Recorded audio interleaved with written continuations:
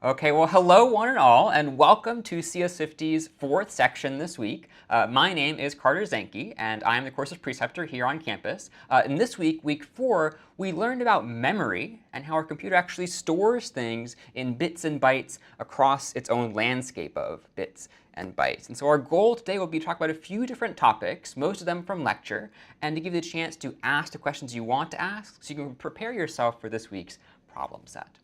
So among these topics are this idea of pointers and why we would even use them. So as we saw in lecture, a pointer is a way of storing some address in a computer's memory, kind of similar to a variable. We'll also talk about how we can read and write data to files. So up until now, you've been writing programs that maybe take user input and print something back to the screen. By the end of this section and by the end of this week, you'll be able to write programs that actually open up files and can actually write data to files, getting more advanced along the way. And all this will hopefully prepare you for problem set 4 at the very end. So I'm excited to dive into these topics today. Now, the first topic will be this idea of pointers. And they are, admittedly, a little bit scary. I've seen a lot of fear around pointers when we talk about them. And I think they're scary because they introduce some new syntax that doesn't feel quite familiar yet. And so the goal is to help you become familiar with that syntax so you can actually leave feeling a little bit less scared of pointers and more empowered to use them at the end of the day. So I think one thing that makes pointers less scary is this idea that they really tie closely to an idea you already know about. And that is this idea of a variable.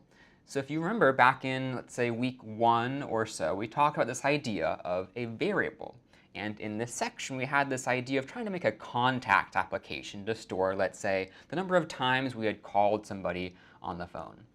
And so we had this variable named calls, and this was our visual of that variable. We had a box that had some value in it, like the number 3, and that box had a name called calls. And we said that a variable was exactly this. It is a name for some value that can change. That is, the value of that variable could change. It could be 3 calls right now, but when I call somebody anew, it could be then later on 4 calls. So some value that can change.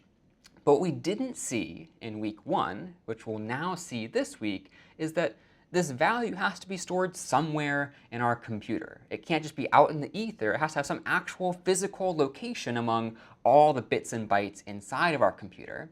And that is what we called an address. This value has some address inside of our computer. And so in lecture, we saw this kind of grid of addresses, of bits and bytes, kind of like a yellow grid. We could store number 50, a pointer, and so on. I want to give you one other visual which to think about pointers and addresses too. So you could think about it as well as kind of like this table here, where your computer has keeping track of both the addresses of values and the values themselves. That is, what is the value I'm storing, and where among all the possible bits and bytes am I storing that value?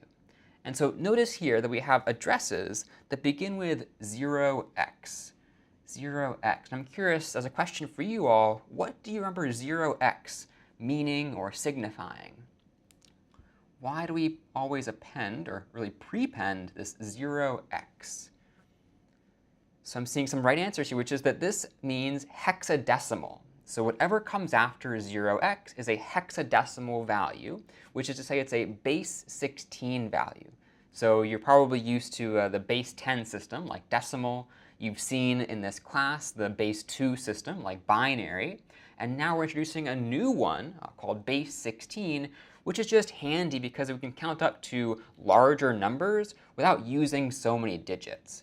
Like if we're talking about the many billions of bits that are inside of a computer, it's worth representing them in a way we can count pretty high with some fewer number of actual digits we'll see as part of our number we're writing out.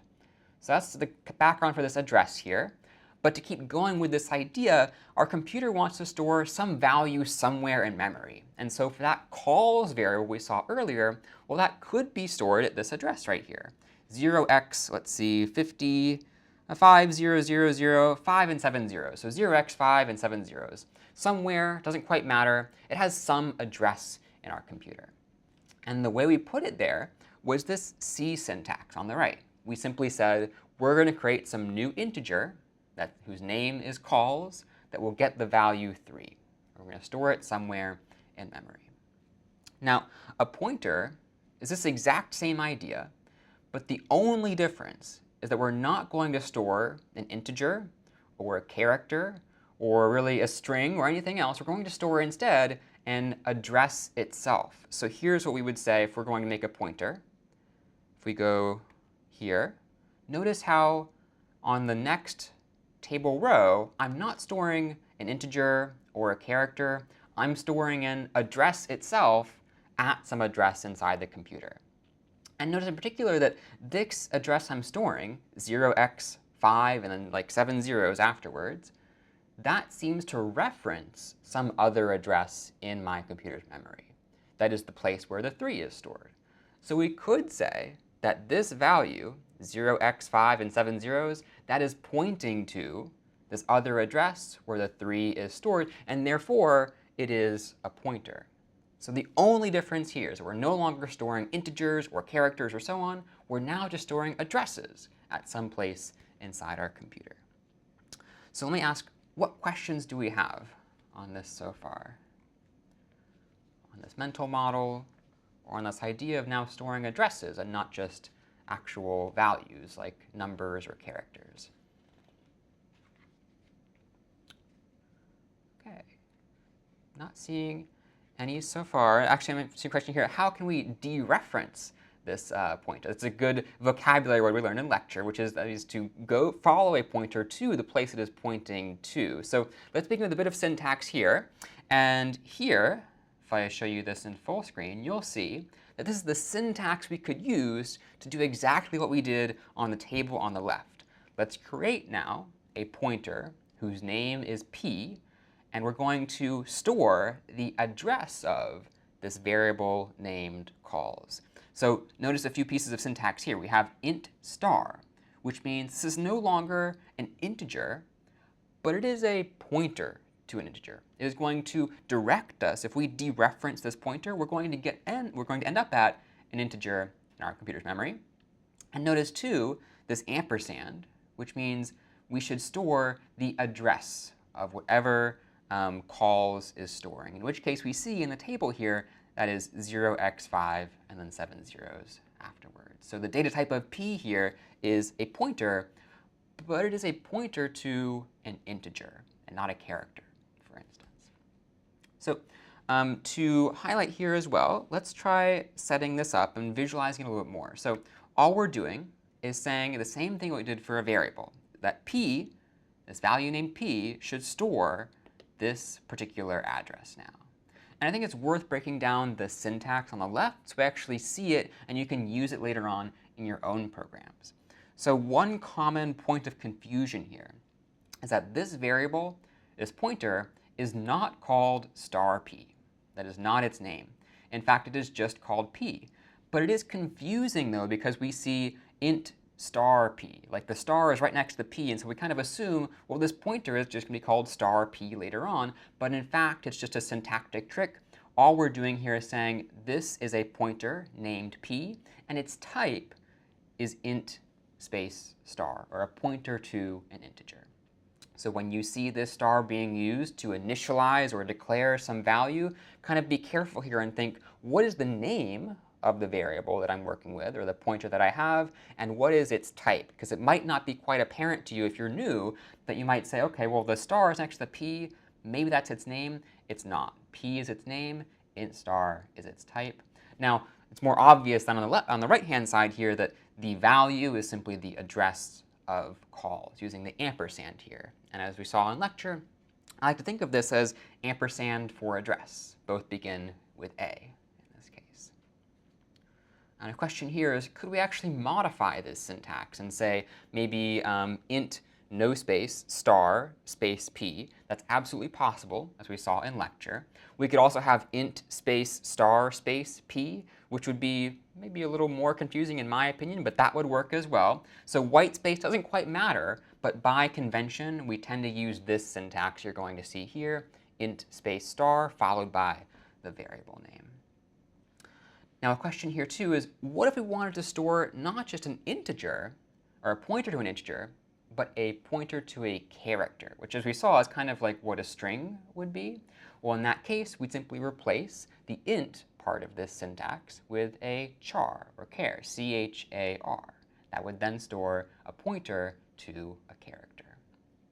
And the follow-on question is, well, if we can store a pointer to an integer, a pointer to a character, could we have a pointer to a pointer? You could.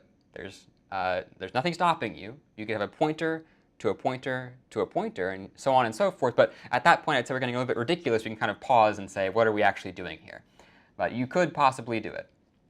So to recap here, some key syntax to study, to practice with, is going to be the following. You could say that type space star is, get in your head, is a pointer that stores the address of a certain type. But then later on, as we'll see, if I want to dereference that value, that is, get the value that that pointer is pointing to, I would use the star in a different way. I would say star and then the name of that pointer. So star x, for example, takes a pointer named x and gets the value that is stored at that address. As we just discussed here, ampersand x takes x and gets its address. Ampersand for address, or A for A in this case. So questions on this syntax here. Question about how pointers work with arrays. So we'll see this probably a little bit more as you work on the problem set and go on with the course. But you could think of a pointer as pointing to the beginning of some chunk of memory. In the previous example, we saw a pointer pointing to one particular value, like one integer or one character. But there's something stopping us from having a pointer that points to an array of values or a list of values, all back to back to back in a computer's memory. So we can have pointers to arrays. Other questions too?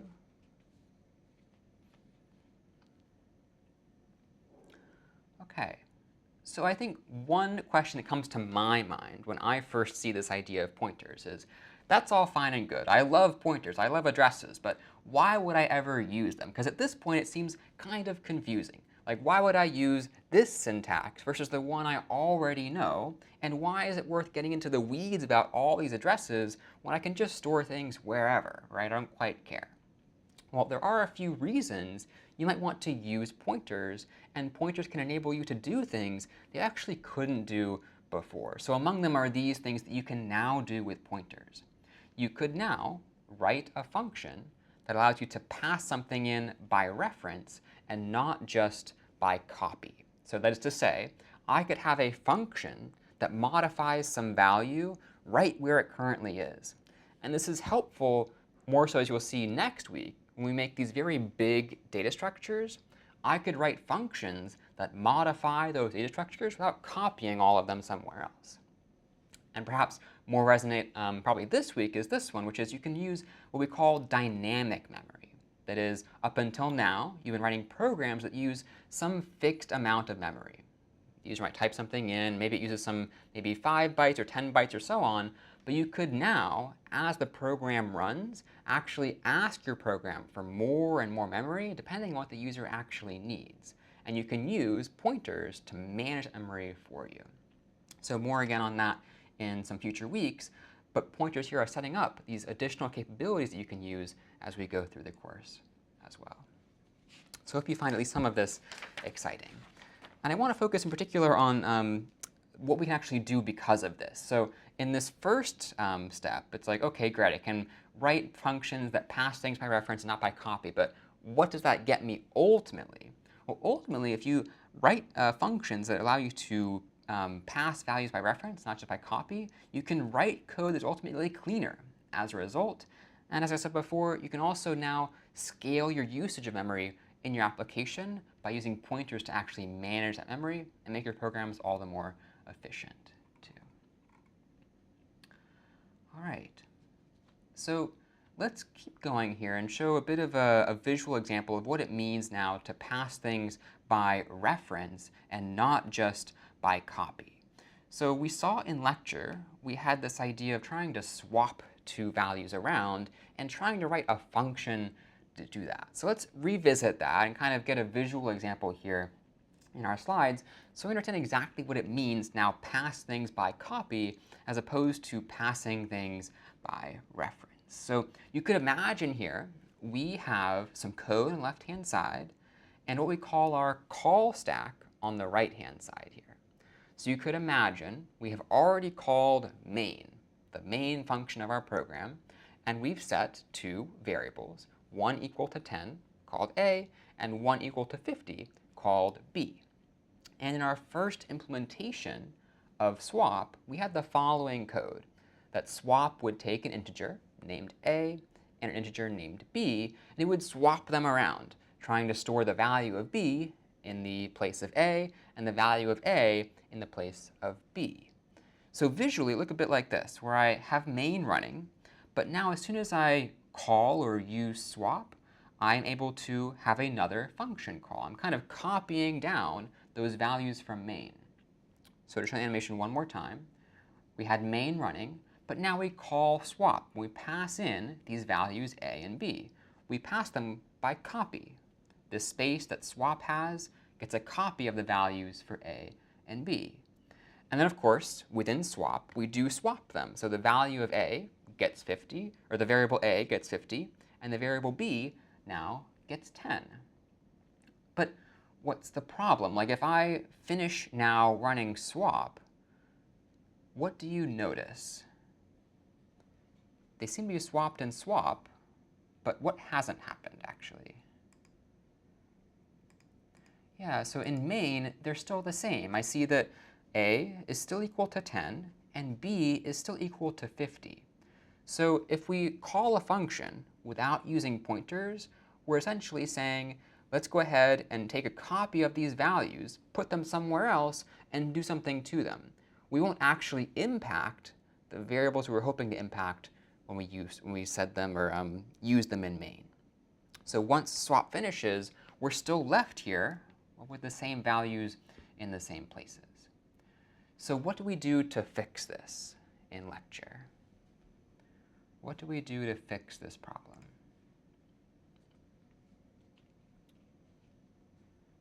Any ideas? So we did end up using pointers, and what we did in particular is we didn't copy in the actual values of A and B. We copied their locations or their addresses. That is the pointer to A and the pointer to B.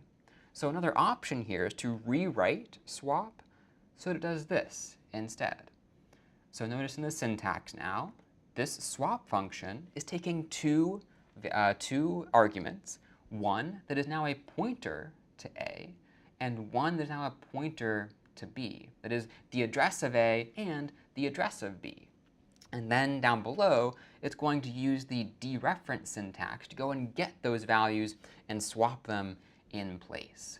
So although we're still running swap and we're copying in some value, the ultimate result, though, is that we actually copy in the address and we change the values exactly where those values currently are in memory. So for instance, let's visualize this. I'll show you. We're going to call swap here. Here's swap. And what we pass into swap now is not the value 10 or the value 50, but the address of A and the address of B. So now we have a link from swap's location memory back to main, where A and B originally are.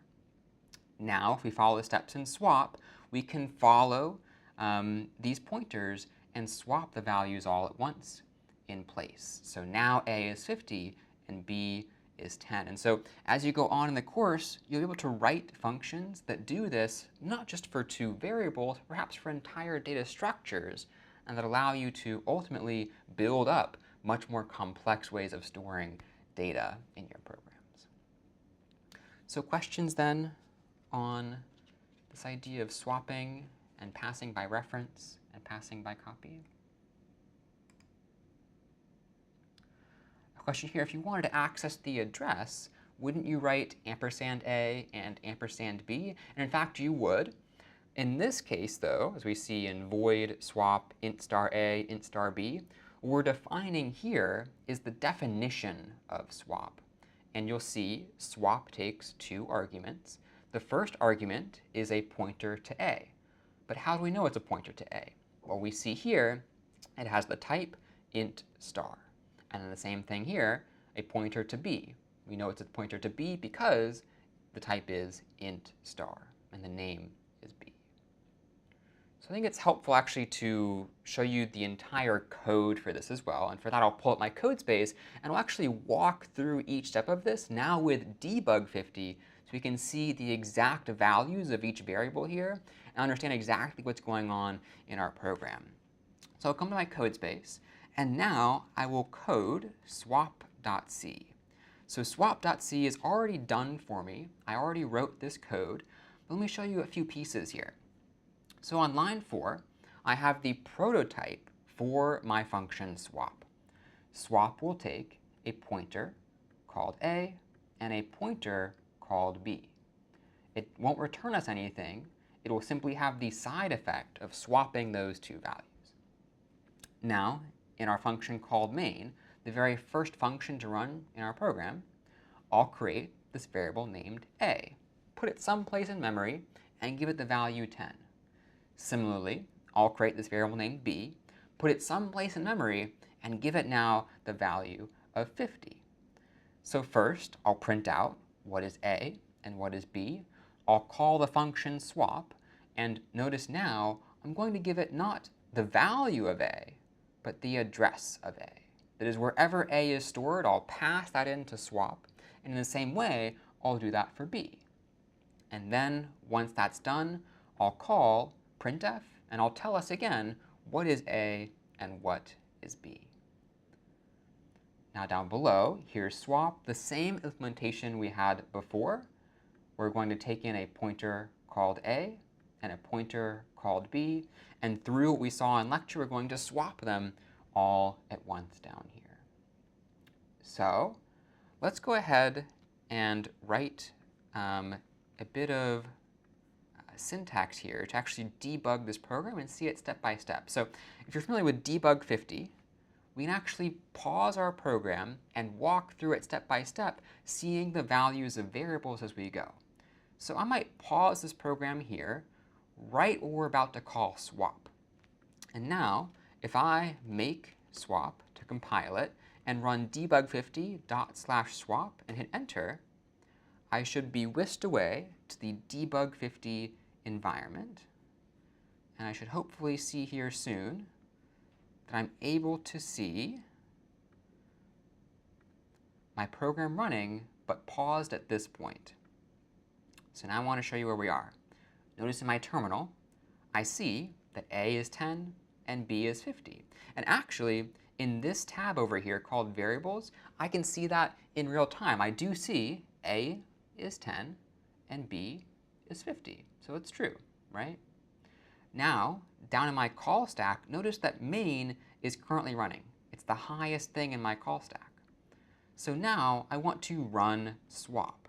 But if I want to see the workings of swap, how swap is actually going to swap these two values, I should use step into, which means run this function, but show me each step along the way. So I'll step into swap here, and notice how I change my variables. These are the variables that have been passed into swap. I see this variable named temp that currently has value 257. Why do you think it has that value? Any ideas? Doesn't seem to make much sense to me. And we learned a name for this value in lecture, or rather this type of value. I'm seeing some people say a junk value or a garbage value. That's exactly what it is. It's some garbage value. It is a value that is just kind of already there in memory. We haven't assigned it anything yet. But once I actually step over this line of code, we should see what? Well, int temp, this value here, is currently 257. But once I run this, I'll set it equal to the result of dereferencing the pointer A. notice the value of A here is 0x7FFD26C1790C. Okay, but what is at the end of that pointer? If I follow it, what will I find? I'll find 10 here. So notice that gives us the value not just for A, but the value of star A, that is following the pointer, going to that location memory, and finding whatever value is there. In that case, that value is 10. So it goes to say that if I were to run this line of code, line 18, I should set temp equal to 10. That is the value that I would get if I dereferenced A. So now I'll step over it, and I'll see temp becomes 10. Now what's the next step? Well, this says star A equals star B, which is kind of confusing, but keep in mind what star A is. Well, star A is currently 10. It is the value at the location that A is stored. Now I want to put in the value the value that I get if I follow the pointer B, which is 50. So notice here, star B is 50. If I follow this 0x7FFD26C17908, wherever that is in memory, if I follow that pointer and find that location, I will then get the value 50. And I'll then assign that value to the dereferenced part of this pointer A, which is currently 10. So I'll step over this now, and we'll see, well, star A becomes 50. I follow that pointer to the location of A and set it equal to 50. Now then, I'll say star B gets the value of temp. Well, star B is currently 50. I'm going to follow this pointer B to its location, to its value, which is 50, and then I'll set it equal to 10. I'll step over, and now I'll see star A is 50 and star B is 10. Now if I end this program, finish swap, what do we see? Well, A is now 50 and B is now 10. I'll step over and finish my program again, and now I'll see A is 50, B is 10. I've swapped these two values right there in place, walking through step by step. So I'll close this program, and let me ask, what questions do we have on swapping or on pointers so far?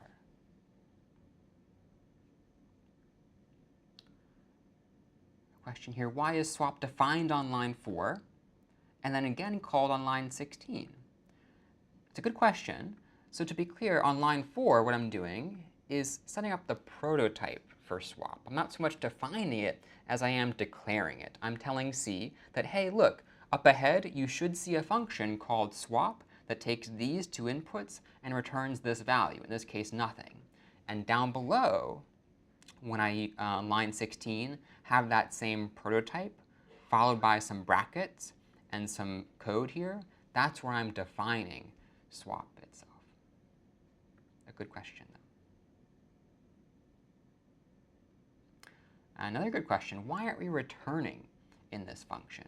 So often we'll see if we want to get some value back in, let's say, main, we have the function we call return us some value. In this case, though, swap doesn't need to return much of anything. In fact, its entire purpose is to have this side effect of swapping values in place. Because we give to swap the addresses of two variables in memory, we have it follow those pointers to where those values are and move them around a bit like this, so we don't need to return anything because swap already has access to that place in memory. We're going to move those two values around. All right. Other questions too?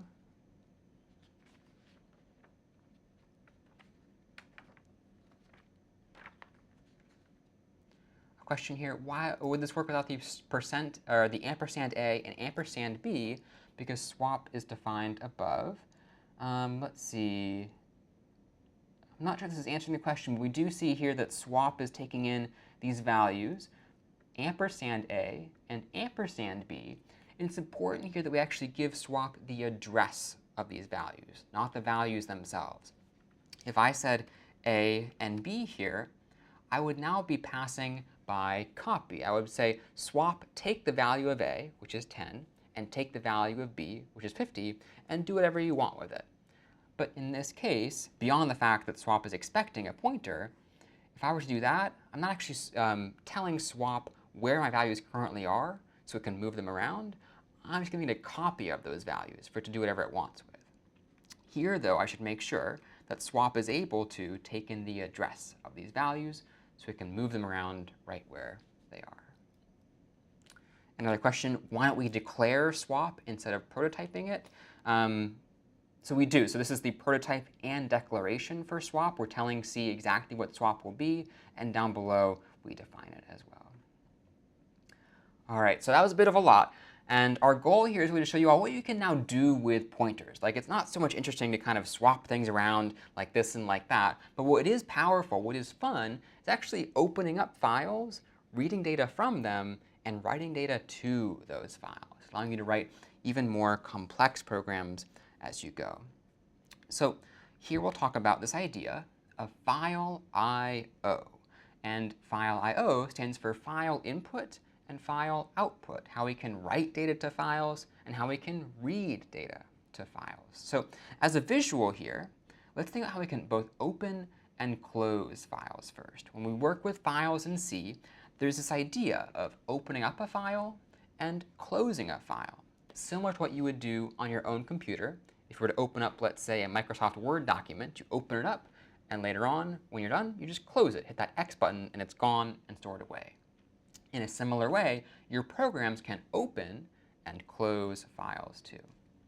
So there are two key functions here for opening and closing files in C. One is called fopen, which stands for file open, going to open up a file for future reading or writing, where reading is kind of looking at the data, and writing is like adding data or modifying data.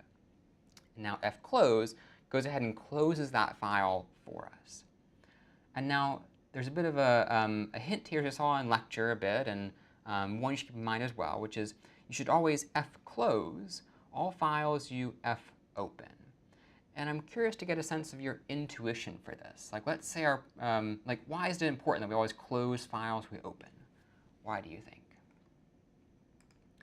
I'm seeing to free up memory, which is a good idea. Why else? So memory isn't wasted, another good idea. Maybe you won't be able to use the file later if you don't close it. Preventing memory leaks, that is kind of like a ballooning program using more and more memory over time. These are all good ideas, and I think you could really draw a parallel between you working on your own computer and just always opening files, but never closing them. Like one, it would just be a mess if your computer, every time you open it, just had all these open files on it, right? But the other thing is that if you ever want to send that file to somebody else, you would better close it so they can modify it without you also modifying it at the same time. So generally, it's good practice to make sure you open files when you're going to use them and close them when you're done with them to save memory, and also to ensure that no two programs are opening a file at the same time. OK, so let's get a visual here for how we can actually write to our file. So here we see an actual file on the right-hand side and some piece of syntax we could use to open that file. In this case, we're going to use the fopen function. So fopen takes two particular arguments or inputs. It takes the name of the file, and let's say this file here is called hi.txt, as we see down below. So it's a text file that just says hi on the inside. And now fopen takes another argument, another input, which is r. That is the mode we're going to use to open this file. There are two modes, read and write. And so what do you think r stands for? Well, read. We're going to open this file just so we can kind of see what's inside of it. We can read some data from it. And now, what do you think fopen returns to us? Based on what you see on the left-hand side, what does fopen return to us? You could look at the type on the left-hand side here. So I'm seeing a few ideas. One is that it returns the contents of hi.txt, which is close but not quite. I'm seeing another idea that it's a pointer to the file in memory, which is a good idea. And I think we could get this intuition-wise if we said, well, it looks like we have this variable named f, and its type is file space star. And whenever we see type space star, well, we should assume that is a pointer to that type. So in this case in C, there is a type called all caps file, which is basically like a way of trying to access the file. It's a bit of a fancy type, but suffice to say for now, it allows you to access some file. And it has a pointer to that particular file type. Now, as a bit of an oversimplification here, you could imagine that this variable named f now just points to, let's say, this location in memory or this file we're trying to open. It points to the very beginning of that file. In reality, there is more going on underneath the hood. Like there is a very special file type, like we discussed. C tends to move some of the data of that file to its own program. But for now, you could just think of fopen as returning to you the location of this file in memory, so you can actually see where it's stored. Much like you trying to find a file to open it, you first have to figure out what directory is it in, where is it located, and so on. So questions then on fopen and how we can try to find files to open them with our own programs?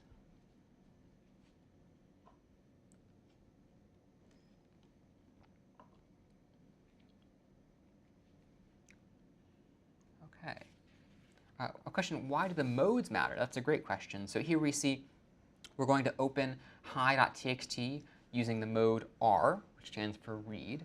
There's also the mode W, which stands for write, which allows us to actually write some data into the file, to change or modify it in some way. I would say for now, just keep in mind that fopen might do two different things. It might set up the file in different ways for reading and for writing. Because reading just requires us to look at that file and see what it is right now, whereas writing, we have to set up the entire process of being able to change that file in some way. You can also, I believe, have both modes together, able to read and write at the same time. There are also other kinds of modes you could look up as well in the C standard library. Okay, so here we're able to open up a file, and it's easy to close it simply using fclose, and then giving fclose the pointer to that file. So here we see f pointing to this file, telling us where it is in memory. We can simply say fclose and give it the pointer to that file, and now that file will afterwards be closed. We can no longer read or write from it. Okay.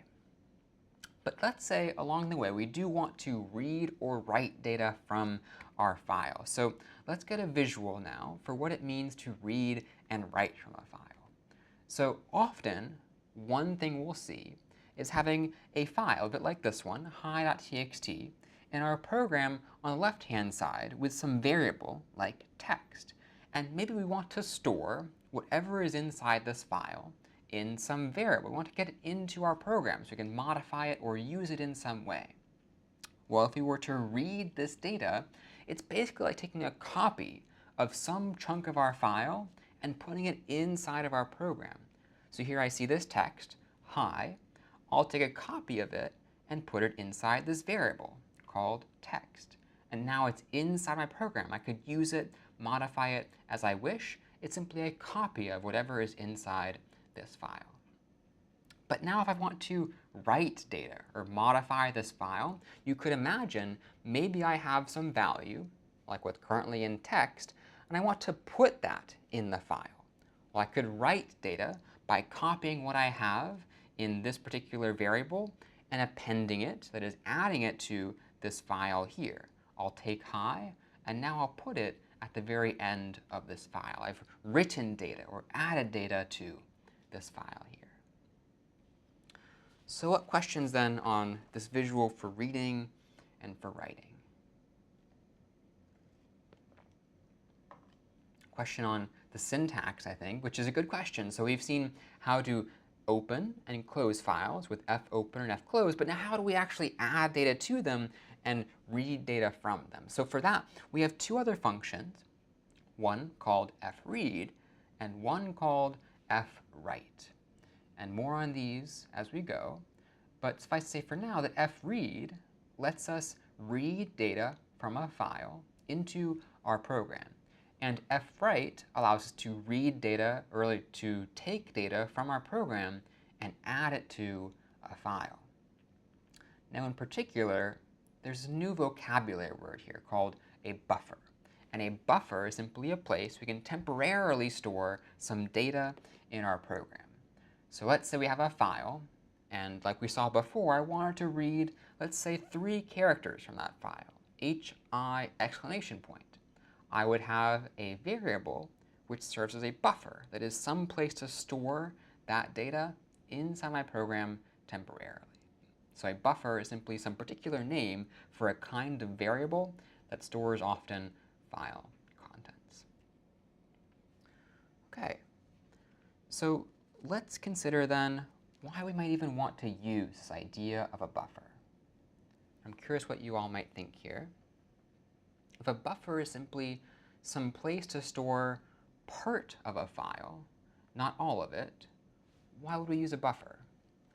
And another way of asking this question is this: why might we not want to read the entirety of our file into memory all at once? Like, why do we need a buffer in this case?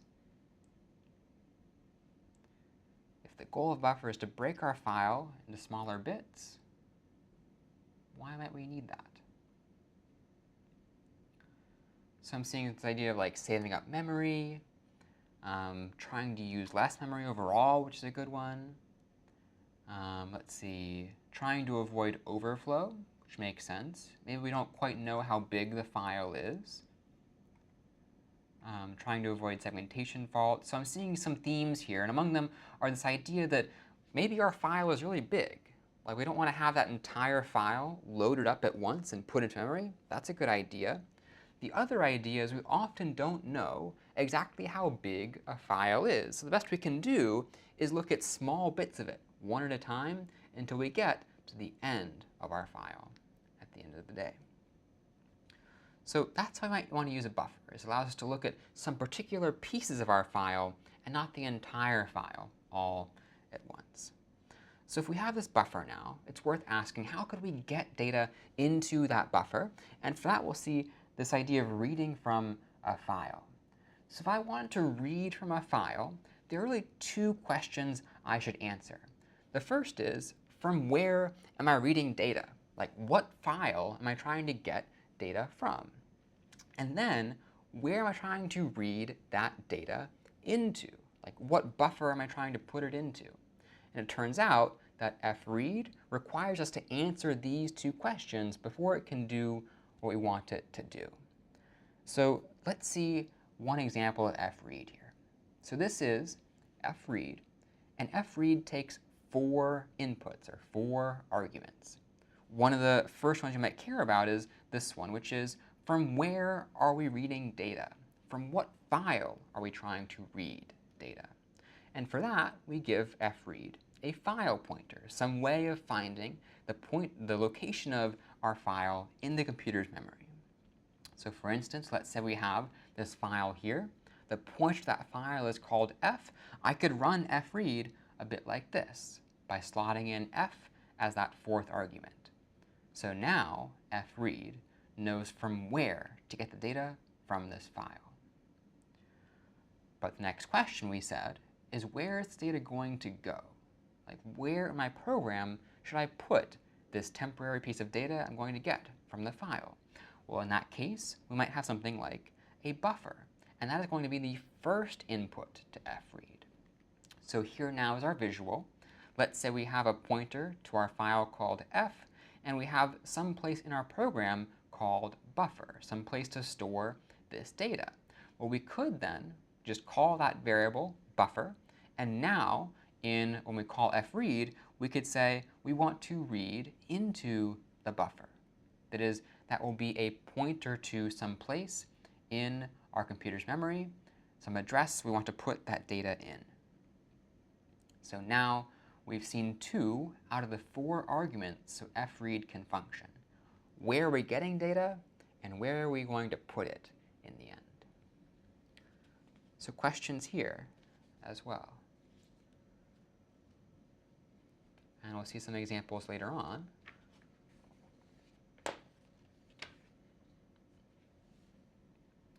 good question. So buffer is a variable. Buffer is a variable, and in this case, it is the address of some place in memory where we want to store the file's contents. Good question. OK, so now the next thing is there are still 2 arguments here we haven't yet defined. Like, what are these arguments? Well, it turns out that these 2 are answering these questions here, which is what size is the block of data I want to read, and how many blocks do I want to read? So it turns out that files themselves are composed of individual blocks of data. So you could imagine, let's say, a text file, and now I want to ask you, what might be the file, what might be the individual chunks of a text file? If I'm storing some text, what do you think might compose those individual chunks of the file? How would you break up that file if I were to ask you to break it up into smaller pieces? You could certainly break it up into lines or sentences or so on, but I would argue maybe the smallest unit we could get is an individual character of text. So maybe a character like A or a character like E. So we saw our hi.txt earlier had h, I, exclamation point. Well, that file is probably just 3 chunks of memory, each 1 byte long. H is 1 chunk, I is 1 chunk, exclamation point is another chunk. And we know that characters are 1 byte long, so we could probably assume that that text file is broken up into individual pieces, individual bytes in this case. So some files do have individual bytes that make them up. Other files, though, are a little fancier. So while text files might have chunks that are 1 byte long, you could imagine a file like an image that stores color. Well, to store individual pixels, it turns out each pixel needs about 3 bytes. And so we could probably best think of an image file as being broken up into not 1 byte chunks, but 3 byte chunks, a bit like this visually. So as we read files, it's important we figure out, well, how big are the individual pieces of data that make up this file? In the case of a text file, it's those characters that are 1 byte long. In the case of an image, though, it's those pixels that could be up to 3 bytes long as well, to store all the possible colors that pixel could be. And the question is, how do we know that? Well, often you just know that from convention. So if you're working with text files, by convention, we store them character by character. If you're working with images, you were able to maybe look up documentation for, let's say, the .png or .bmp file type. It tells you that those pixels are stored in 3 byte chunks. So often you don't know yourself, but somebody else, the maker of that file, will tell you how their data is stored. A good question. So it stands to reason then, if we know how to break a file into smaller chunks, we need to answer these 2 questions, which is how big are those chunks, and how many do we want to read at once? So let's answer that first question. What size are these chunks? And this question is in bytes. So if we're working now with, let's say, a file that looks a bit like this, maybe it's a text file, it has individual characters, we could say the individual chunks of this file are simply 1 byte long. So we could tell fread we're going to read chunks that are 1 byte big, right? But now the next question is, OK, I know my file is made of 1 byte chunks, but how many of those should I read all at once? Well, we could say maybe we want to read 4 at a time, or 8 at a time, or 2 or 1 at a time, whatever it is. In this case, let's say I want to read just 4 bytes at a time, able to see my file in 4 byte sliding windows, if you will. So here, if I read 4 bytes, visually it looks a bit like this. I'm looking at my file here. and I want to read whatever is in these first 4 chunks. My pointer f points to the first one. I'll take out the first 4 and put them in my buffer. I've made a copy of them from my file into my program, and now my file pointer points at whatever is still left to read. So if I have some sentence here, maybe I'm reading it 4 characters at a time, I see those first 4 characters, my file pointer gets updated and points to the rest of my file. If I call fread again and again and again, I'll keep moving further and further and further and further down my file, 4 bytes at a time, 4 bytes at a time.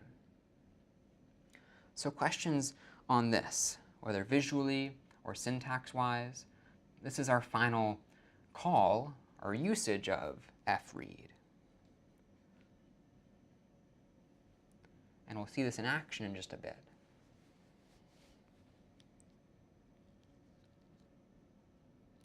A good question, how do we decide how many chunks to take out? Often, it will depend on a few things. So one is, how much memory do you want to use at any one time? So if you were to take a big chunk out of your file, that's a lot of memory to store in your program, perhaps. At the same time, maybe you care about seeing all that data at once. That would be a good reason to do that. If you don't, though, quite care about seeing all your data all at once, you could read things in smaller chunks just to make sure you're not using up too much memory at any one time. The other reason you might make this value smaller or larger is it tends to be a little bit faster to read things in bigger chunks, like to read like, let's say 100 individual bytes versus, let's say, like 10 bytes 10 times, for instance. Or to make it even simpler, it's easier to read 10 bytes all at once than it is to read 10 bytes individually over and over again. So that's a consideration as well, though probably not as much a consideration for the kind of work you'll do in CS50 in particular. Another question here, is f able to return to the beginning of the file after doing the reading? It is. There is a special function you would call to move the file pointer back to the top. So when you use fread, as we said before, this file pointer continues through the file, through the file, through the file, gradually getting to the end. When you get to the end, you have to kind of rewind it back to the top. And if you're familiar with this idea of like a cassette player, where you have like some tape that kind of goes and spins and spins and spins, that's kind of what this file pointer is doing. Starts at the beginning, spins all the way to the end. Once you get there, you have to rewind it all the way back to the very beginning. Or a VHS tape as well. Nice metaphor there. Yeah. And then another question here, how do we find how many chunks there are in the file? Well, actually, I would argue you can't quite know at the very beginning. Like, your computer is able to tell you roughly how many bytes are inside a file, but if you were to write a program to find the size of a file that you didn't know beforehand, logically, the only way you can find the end of that file, or how big it is by starting at the beginning, reading byte by byte by byte by byte until you get to the end, and you'll notice, well, there's no more file left to read. And so often at the end of your file, you'll see a special signifier, maybe a null terminating character, or some other kind of special character called an EOF, or end of file character, that tells you there are no more bytes to read. But it's a bit like strlen, as we saw a bit in lecture, where you can't quite know how long the string is until you go character by character or byte by byte to the very end of it, and you see that ending character, like a null character or an EOF, end of file character. Good questions. OK, so let's make this a little more concrete, and we'll write a program here to actually check what kind of type a file is. So one interesting fact about a file, let me find this problem right here, is that generally files have a signature of bytes at the very beginning that tell your program and tell you what kind of file it is. So for instance, a PDF tends to begin with these 4 bytes, or rather 4 bytes represent these numbers when stored as integers. So 37 80, 68, and 70. If you see 4 bytes at the beginning of a file that look like 37, 80, 68, and 70, that file, turns out, will most likely be a PDF. And other files have their own signatures that they can tell you what kind of file they are at the very beginning of them. So what we'll do is write a program that actually opens up any given file and tells us whether that file is a PDF or is not a PDF based on those first 4 bytes. So let's go ahead and do that. I'll go back to my program here, and I'll refresh the window so I'm able to set up my code space. And I'll wait for that to load. And while we do, let me ask what questions we have on this prompt here, if any, on file signatures.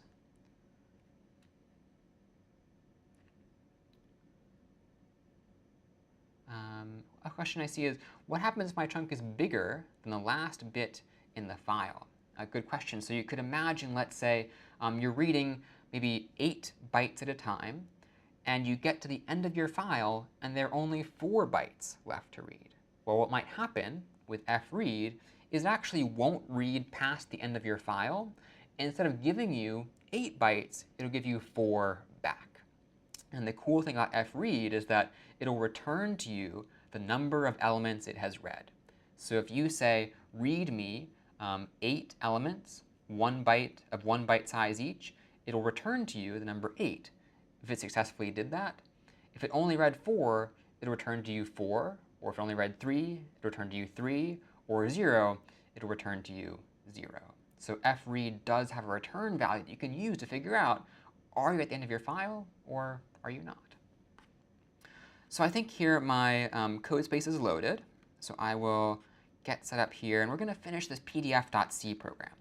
So I will code pdf.c, and here I have the beginnings of my program. So the goal is to use pdf.c a bit like this, /pdf, and then typing in some file name, like let's say test.pdf. And my program will say, yes, this is a PDF, or no, it's not a PDF. So the very first thing I should probably do is figure out how I can get that file name. And it turns out that that file name is going to be the first command line argument to my program. So if I did /pdf, test.pdf, I could access that file name using argv {1}, as we learned in a prior week. So here, I'll go ahead and write the following. I'll say that I'm going to write get a string called file name, and it will be equal to argv {1). So not the very first argument, which is PDF, this /pdf part here, but the second part, which is test.pdf, right here. So now I have a string called file name. And now I have to try to open up that file. So what function could we use to open up a file? Any ideas? We could use fopen. So fopen allows us to open up a file, find where it is, and return to us a pointer to that file we can use in our program. So I'll use fopen here. And it turns out fopen takes a file name as its first input. So whatever file name is in argv {1), I'll give that as input to fopen, and I'll try to open that file using just the mode R for reading. I don't want to modify the file. I just want to read from it. But now I have to keep track of the pointer to this file. So to create a file pointer, I can use this file star type and make sure I give it a name. In this case, I'll call it f for consistency, and I'll say I have a pointer to a file called f. It is of type file star, file pointer, and it is the result of calling fopen on some file name to open up that file and tell me exactly where it is in memory. OK, so now with f available, I need to figure out how I can read from my file. But to read from my file, what do I need first? Thinking back to what we had seen earlier about fread, there are a few questions to answer. I think we know where we're going to read from, but what do we still need? probably, as some people say, a place to read to. So we're going to read from our file, but now in our own program, we need to have some space to store those values. So in this case, it's probably worth thinking about first, like we want to read into a certain place, but then again, how many chunks are we going to read and how big are those chunks? Turns out that a PDF is full of 1 byte chunks of memory, and we want to read the first 4, right? So one way we could do that is by reading 1 byte, one at a time, 4 times, or we could use an array and store those first 4 bytes back to back to back. So often, buffers will be arrays of values. And in this case, I'll try doing that. I'll make an array of integers, because we're going to look at those first 4 bytes in the PDF and think of them as integers and ask, is this equal to some value, like in this case, 37, 80, 68, and 70, those first 4 bytes. So I'll create some space in my program to store 4 integers. And this, as we saw in prior weeks, is the syntax to do that. I now have an array called buffer that stores 4 types, and those types are int, back to back to back. Now, this is good, but not quite particular enough. So if you recall from lecture, we might have this idea of an integer being worth about 4 bytes in size. And notice here that, well, we want to read things in individual bytes, like 1 byte at a time, not 4 bytes at a time. So we're going to use an integer type, but a special kind of integer type. And that is one called a uint 8_t, which looks a little weird, but basically all this is doing is saying, I want not just the generic integer type, which is 4 bytes long. I want, in particular, an integer that is 8 bits, or 1 byte long, that is unsigned, that is only positive, and that as an entire thing is its own type. So uint 8t. This is essentially a particular kind of integer, and it comes as part of the standard int library here. So I only know this because I looked this up beforehand, but when you're reading files, you could look up what kind of type is best suited for reading data from that file. Turns out that is a uint 8t for this particular kind of file. And in CS50, we'll tell you in advance what kind of type you should use when you're going to read from a particular kind of file. All right. So here I have my buffer. And now I need to ask how I could read into that buffer. Probably going to use fread here. And does anyone remember what the first argument to fread is going to be? We were answering 4 questions here. Where are we reading from? Where are we reading to? And the first one is indeed where we're going to read to. So we're going to read into our buffer here. And the next question is, how big are the chunks? Well, they're 1 byte long, as we said before. The next question is, how many chunks to read all at once? Well, 4 to read all at once. And now we're going to read from our file pointer. So notice we're not doing file name, not the name of our file, but instead the file pointer, f in this case. So with that, we actually successfully have some data inside our buffer. We can prove it. So I will write a for loop here. For int I equals 0, I is less than 4, I++, to go from 0 to 3 and read through our entire buffer. I'll print out whatever is inside that buffer as an integer, like this. And I'll say buffer bracket I. And then at the very end, I will close our file like this to make sure we're being safe with our memory. I'll make PDF, run ./pdf, test.pdf, and now we see those first 4 bytes in our file. I have another file here too. I could say ./pdf or ./test or ./pdf, and then test.jpg, I believe. Hit enter. And notice now these are very different values for this JPEG. So the very first 4 bytes are 255, 216, 255, and then 224. So we see here this kind of signature of what this file is telling us its type might be. And we said before, well, a PDF seems to have these first 4 bytes of 37, 80, 68, and 70. So questions here on how this is working. We first opened our file, created a buffer, used fread to read 4 individual bytes from that file, and then printed those out as we went. A question here on, does this apply to all file types?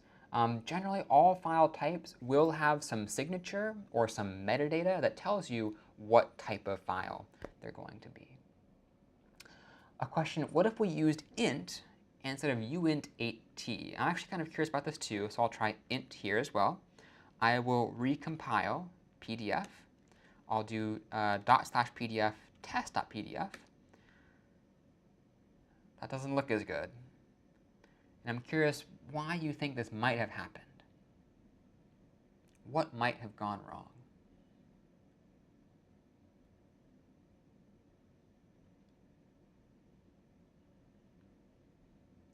So remember that the reason we used uint8t is that it was the right size of value to use. So the key thing about a uint8t is that it is only a single byte big. A regular integer, though, is 4 bytes big. So here what we see is that we're trying to perhaps create an array of up to 16 bytes if an integer is 4 bytes long, but we're only going to read 4 of them into that particular buffer. So if we take 4 bytes and store them inside this buffer, well, we might not get the values we expect. And that's kind of why it's important when you're reading files to make sure you're using the appropriate types and getting particular about the kinds of types you're going to use. So I revert this back to uint8_t, which basically means an integer that is going to be always positive, that is 8 bits or 1 byte long. I can now recompile, make PDF, /pdf, test.pdf, and I'll see the numbers as I expect them to be.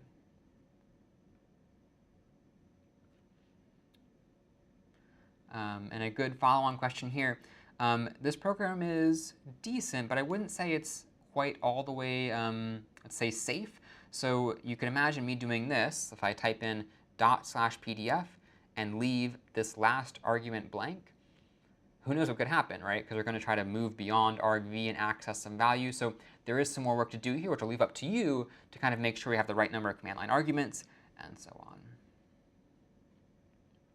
Other questions conceptually on reading and writing? A question on the _t here. So _t basically identifies this as its very own type. So it's kind of a convention here. And this is broken down into a few parts. U stands for unsigned, only positive. Int stands, of course, for integer. 8 stands for the number of bits used. We have 8. We have 16 as well. And then _t means all of that is its very own type.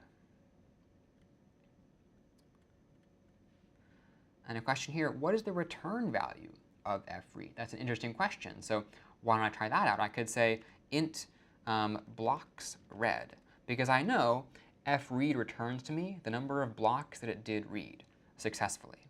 So maybe I'll print out the buffer, and at the end, I'll also print out blocks read %i \n. I'll substitute blocks read in here like this. I will then make PDF and do /pdf test PDF, and I'll see I successfully read 4 blocks. If I got to the end of my file, I might see fewer, or I might see none at all. Good question. OK. So I think this brings us close to the end of our section. So if I say in problem set this week, we get a lot more practice using fread and fwrite even. Before we go off to our own studies, I want to kind of remind you all of fwrite as well. And one handy trick here is that fwrite is basically the same ordering as fread. Notice we have buffer, size of the chunk, number of chunks, and the place to now write into. The only difference, as I just said before, is that we're now not just reading from the file into our buffer, we're kind of copying from our buffer into the file and appending, adding data as we go. All right. So that, I think, should hopefully set you up very well for this week. Feel free to reach out if you have any questions, and hopefully see you next time.